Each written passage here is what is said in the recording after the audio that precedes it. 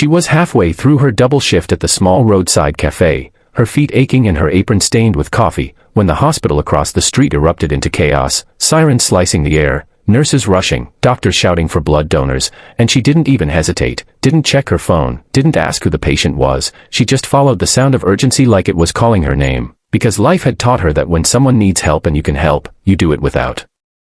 expecting anything back, and so she signed the form with a shaky hand, rolled up her sleeve, and lay down under cold white lights, donating blood to a man she never saw clearly, a man hovering between life and death behind glass and machines, while she thought only of her mother who died waiting for help that never came, of all the times the world had been cruel to people who had nothing, and how this one small act felt like reclaiming something from fate, and when it was over, she returned to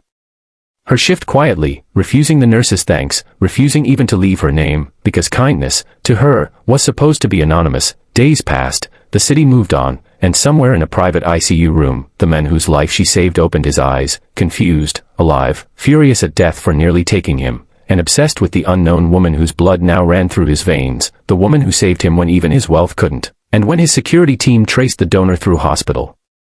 logs, expecting a name that belonged to privilege or power, they found instead a waitress living in a rented room, working 2 jobs, sending money home, with dreams she never had time to chase, and that discovery shook him more than the heart attack itself, because for the first time in his life, something priceless had been given to him freely. Weeks later, she was wiping down tables near closing time when the cafe went silent, a convoy of black cars stopping outside, a man stepping in whose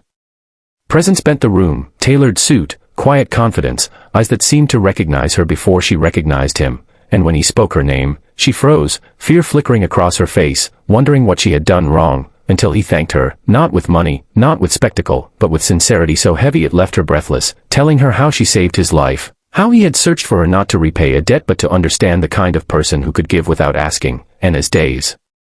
turned into conversations and conversations into connection, she learned he was a billionaire who owned skyscrapers and companies, but also a man who had lost faith in people, who trusted contracts more than hearts, until her blood reminded his body how to live and her presence reminded his soul how to feel, and still, when he finally offered her everything, comfort, security, a future, she almost walked away, because she refused to be someone's charity, refused to be a story people whispered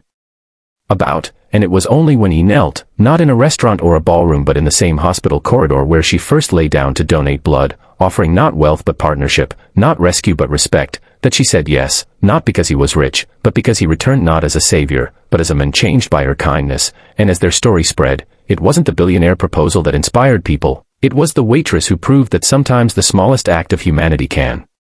rewrite destiny, reminding us all that you never know whose life you're saving, or how far one good decision can echo, and if this story moved you, if you believe kindness still matters in a world obsessed with status, make sure to subscribe to the channel, because more powerful stories like this are waiting for you, and your support helps us keep sharing stories that touch the heart and change the way we see the world.